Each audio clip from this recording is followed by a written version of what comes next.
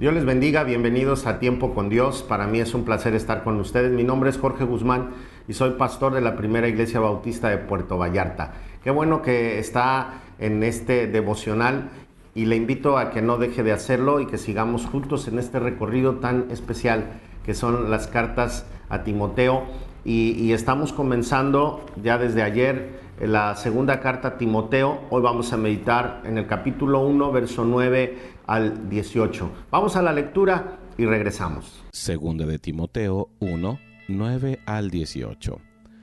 Quien nos salvó y llamó con llamamiento santo, no conforme a nuestras obras, sino según el propósito suyo y la gracia que nos fue dada en Cristo Jesús antes de los tiempos de los siglos, pero que ahora ha sido manifestada por la aparición de nuestro Salvador Jesucristo, el cual quitó la muerte y sacó a luz la vida y la inmortalidad por el Evangelio, del cual yo fui constituido predicador, apóstol y maestro de los gentiles, por lo cual asimismo padezco esto, pero no me avergüenzo, porque yo sé a quién he creído, y estoy seguro que es poderoso para guardar mi depósito para aquel día.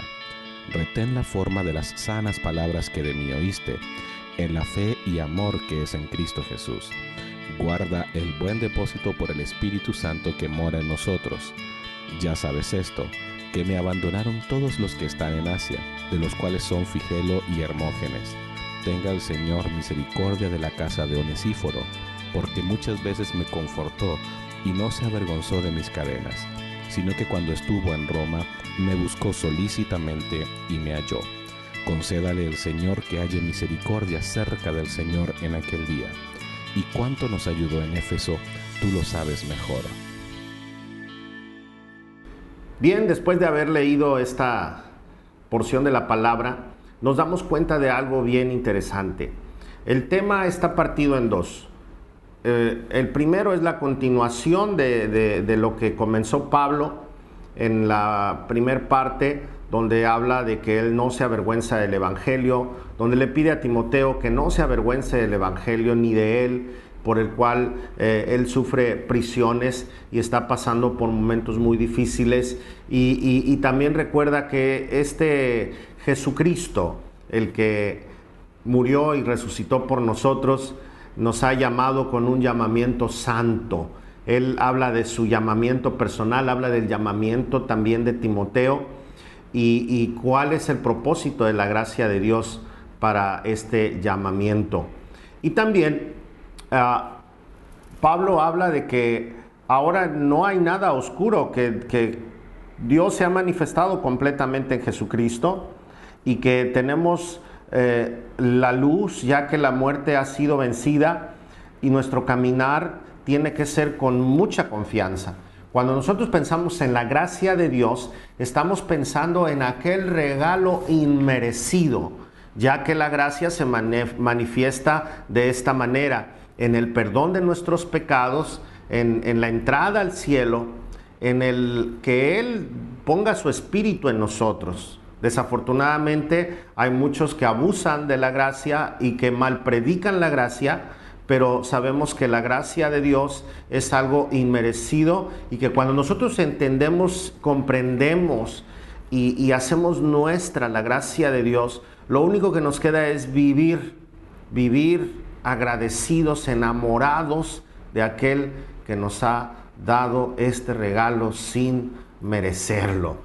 Qué impresionante saber que Dios, como dijo Pablo en otro pasaje, dice, me tuvo por fiel poniéndome en el ministerio, siendo antes yo blasfemo y perseguidor de la iglesia. Cuando Pablo estaba diciendo esto, estaba diciendo, yo no merezco absolutamente nada. Sin embargo, Dios derramó su gracia sobre mí. Nunca la gracia es una bandera para seguir pecando. Nunca es una bandera para seguir en una vida equivocada. Y siempre la gracia va a ser un motivante para vivir una vida santa, limpia, correcta delante de nuestro Señor, que claro, espero que muy de vez en cuando, muy alejadamente le fallemos, pero sabemos que contamos con su amor y con su bendición. Si usted ha probado la gracia, está buscando una vida santa que agrade a aquel que dio todo por nosotros, ya que nosotros no podemos pagar. Y Pablo lo manifiesta así. Dice, debido a la gracia, al pacto de Dios y todo lo que ha hecho por mí sin merecerlo, dice, yo padezco por esto y no me interesa. Y me encanta lo que dice el verso 12, dice, pero no me avergüenzo porque yo sé a quién he creído y estoy seguro que es poderoso para guardar mi depósito para aquel día. Pablo confiadamente está hablando de la eternidad y sabe que tiene un lugar con el Señor. Y le pide a Timoteo que retenga la forma de las sanas palabras que ha oído del mismo Pablo, que están basadas en la fe y en el amor de Jesucristo.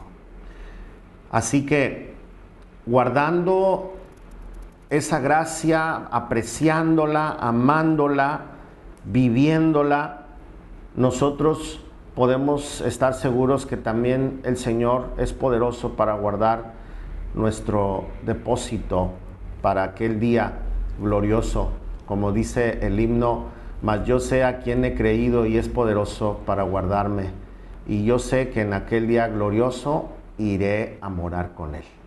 Qué bendición hablar de la gracia y saber que todo está en control de las manos de Dios. También habla de la otra parte de la gracia. Habla de la gente deshonesta, la gente que ha faltado a la lealtad, que tiene un concepto equivocado del honor. Y en estos tiempos es difícil hablar de eso porque también la Biblia nos advierte que en los finales de los tiempos habrá gente, falta de lealtad, falta de honor, y que se va a enfriar el amor de muchos. Y entonces estamos viviendo un tiempo así. Escuchamos de tantas divisiones de iglesias, de pastores que se levantan en contra del pastor, o más bien pseudopastores, o algunos que sí son pastores, pero que no entienden la gracia, el amor de Dios, la lealtad, la fidelidad, y se llenan de soberbia y entonces rompen con esa lealtad. Y Pablo no fue la excepción.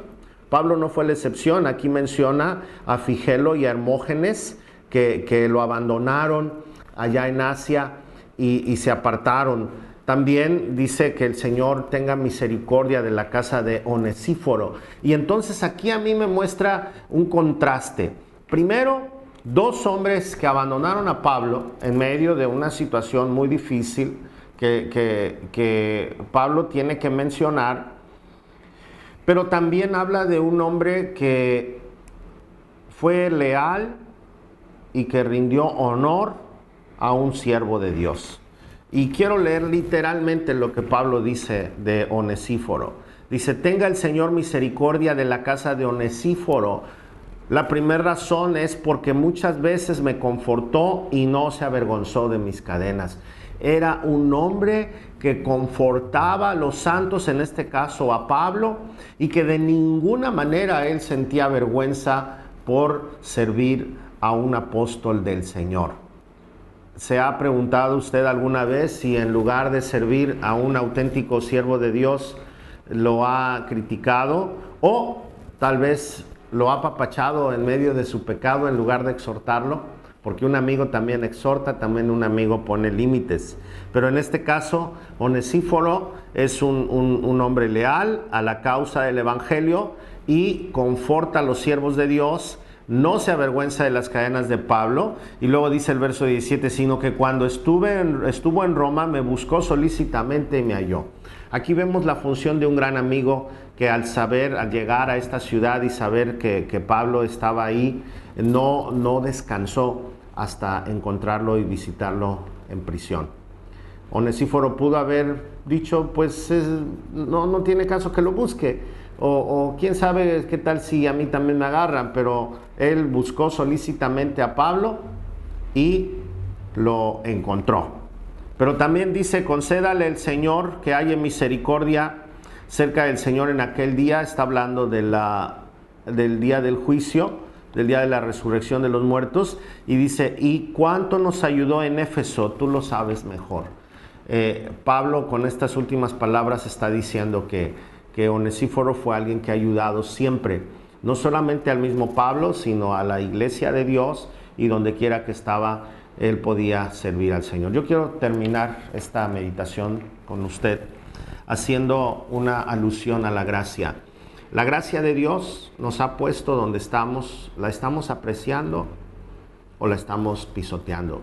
Hemos tomado la gracia como una bendición, la cual nos mueve a tener una vida santa, o hemos tomado la gracia como una ocasión para el libertinaje. Debemos de tener mucho cuidado. Y en segundo lugar, ¿qué tipo de persona soy? ¿Soy una persona leal, honesta, o soy una persona que con facilidad traiciona y abandona la causa del Señor? Lo dejo para usted, para que lo meditemos juntos y cada quien saque sus conclusiones. Vamos a orar. Padre, muchas gracias te damos en el nombre de Jesús. Bendecimos tu nombre, Señor, y gracias porque nos has salvado, nos has puesto en lugares especiales que no merecemos, y esto solamente por tu gracia. Padre, danos un corazón de siervo, danos un corazón que te ame, que tenga lealtad para los verdaderos siervos de Dios, y que demos honor siempre a los demás. Padre, muchas gracias. Bendice este día y que te glorifiquemos en todas nuestras acciones. En el nombre de Jesús. Amén. Que Dios los bendiga, que tengan un excelente día.